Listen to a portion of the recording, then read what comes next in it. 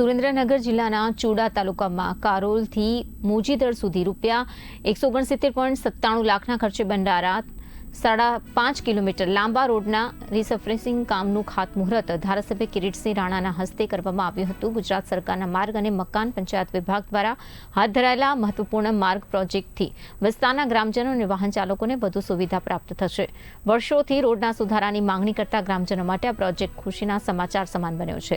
કાર્યક્રમમાં જિલ્લા પંચાયતના સદસ્ય જશુબાજુ સોલંકી સહિત અનેક આગેવાનો અને મોટી સંખ્યામાં ગ્રામજનો ઉપસ્થિત રહ્યા હતા।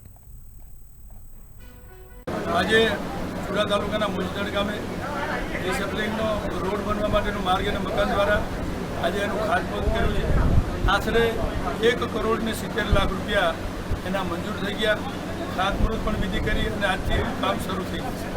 આ વિસ્તારમાં મારી સાથે અમારા ચુડા તાલુકાના કારોબારી ચેરમેન આ જ ગામના વતની છે અને ડેલિગેટ છે ભાઈ શ્રી લખીરભાઈ, તાલુકા પંચાયતના પ્રમુખ વલ્લભભાઈ, અમારા જિલ્લા પંચાયતના ત્રણ સભ્યશ્રીઓ હાજર છે અને જસુભાભાઈ, તિરંગભાઈ, આપણા મંડળના અમારા પ્રમુખ જયદીપભાઈ વગેરે, એટલે કે બધા જ ગ્રામજનો, આજુબાજુ ગામના સરપંચ, રાજ્ય સરકાર માન્ય ભૂપેન્દ્રભાઈ પટેલ સાહેબનો અમે સૌ હૃદયપૂર્વક એમનો આભાર માનીએ છીએ।